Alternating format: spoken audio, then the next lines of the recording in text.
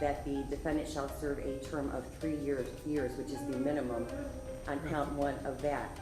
Tony Farmer, 18, should have been sifting through basketball scholarship offers and deciding which college to attend. But instead, he stood before a judge convicted of kidnapping and felonious assault. When he heard his sentence, 3 years in prison to be served concurrently, the 6'7" wingman collapsed and sat on the floor in shock. A shocking image given how bright his future had appeared. Hey guys, welcome back to our YouTube channel. The internet is filled with insane reactions to court sentences, and Farmer's Fall is just one of them. Some of these reactions are violent, while others are hilarious and can be found on YouTube. In this article, we've compiled a list of the 5 craziest reactions to court sentencings just for you. A saying goes, don't do the crime if you can't do the time. But these people have never heard of it. Without further delay, let's get into the video. Number 5. I got kids and let me go. I got kids and responsibilities. Y'all, let me go. Most people who are arrested will usually accept it silently, but not Latasha Williams, 36, who fought being taken into custody after a mental health hearing in a Nevada courtroom in an incredible outburst.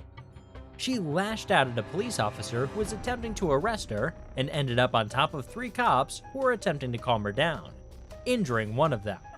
Williams was charged with child endangerment and kidnapping after allegations that she threatened 2 children in a Las Vegas apartment complex. She appeared in Clark County District Court, speaking calmly alongside her lawyer before Judge Jackie Glass. When one officer attempted to arrest Williams, she pushed him off her, and 2 others intervened in an attempt to control the defendant. She thrashed around, kicked both legs, and lost her shoes before landing on the officers attempting to take her away. An injured officer was off duty after receiving treatment for a knee injury and a cut on his face at a local hospital. "Let me go," she yelled in court. "I've got kids and responsibilities. I've had enough of you guys abusing me and throwing me in jail like I'm an effing animal." Let me go. I got kids and responsibilities. Y'all, let me go.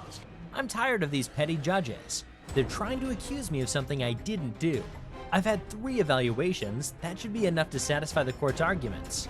7 people in the public gallery watched in awe as 3 officers handled her before a 4th marshal was called. "Stop resisting," she was told. Williams remained in jail on Thursday following the outburst on Tuesday, which was made public after a spokesman for the Clark County courts released him. According to Fox 4, she's charged with 2 counts of first-degree kidnapping and child endangerment. Number 4.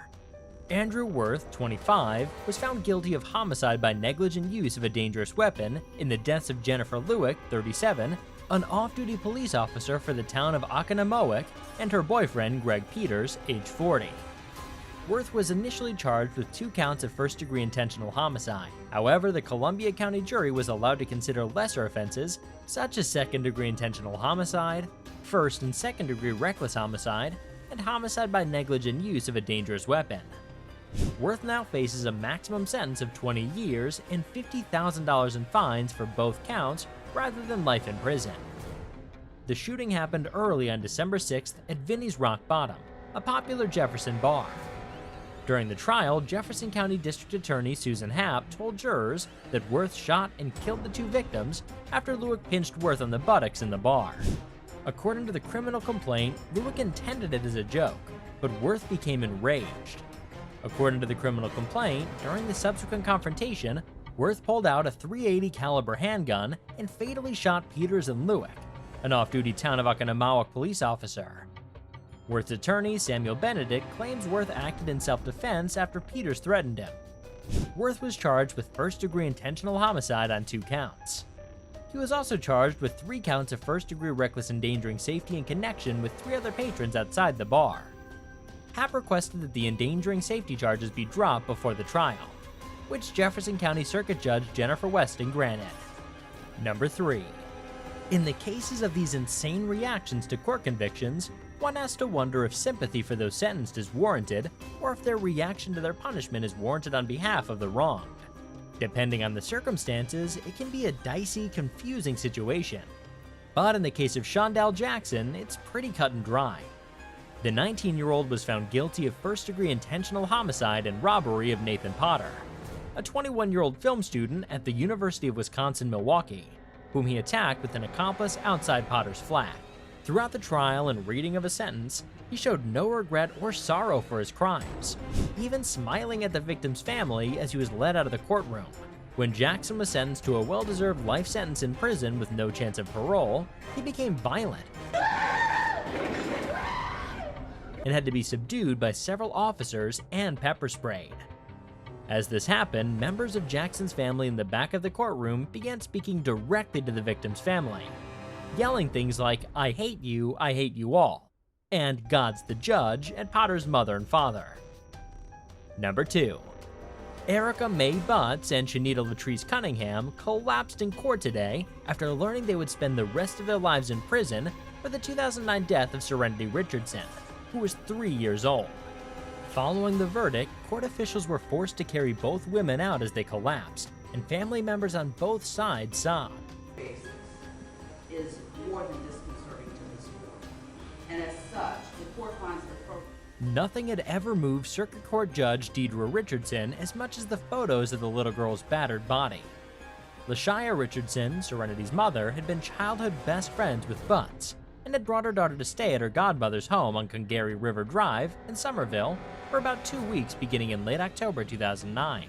On November 3rd, Butts told Somerville police that she whipped the girl with a belt for urinating on the floor, and that Serenity had fallen several times in the bathroom. Butts called her mother in Goose Creek when the child's breathing became shallow that day, but she didn't tell her what had happened. Butts' mother called the police. Butts stated in court that she had no idea Serenity was dying. She talked about her friendship with Serenity's mother. Butts had confided in LaShia Richardson after being raped at the age of 15. And Butts had been in the hospital with Richardson when Richardson gave birth to Serenity, her only child. Number 1. A Duncanville man slit his throat in a Dallas courtroom just moments after a judge sentenced him to 40 years in prison. Marcial Anguiano pleaded guilty to aggravated assault after cutting his niece with a butcher knife. Anguiano cut himself with a razor blade after State District Judge Larry Mitchell announced Anguiano's sentence. Sanchez stated that he later discovered a razor blade on the floor. He also stated that something was taken from his client immediately before sentencing, though he was unsure what. No one else in the Frank Crowley Courts building's courtroom was hurt. Anguiano was rushed back into a courtroom jail cell after cutting himself. He was later taken from the jail on a stretcher while still speaking. He wore bandages around his neck, and doctors determined that Anguiano cut only muscle and did not sever any major arteries. The Dallas County Sheriff's Department, which oversees the jail where Anguiano is housed, stated inmates are given a razor blade to shave each night. According to Kim Leach, Sheriff Lube Valdez's spokeswoman, the blade should be picked up after use.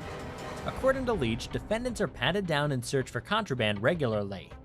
The blades are 1/4 of an inch wide, 1/2 to 3/4 long, and are not held inside a razor. These reactions are insane, right?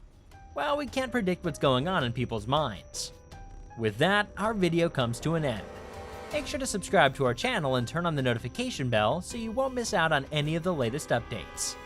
See you guys with the next one. Till then, bye.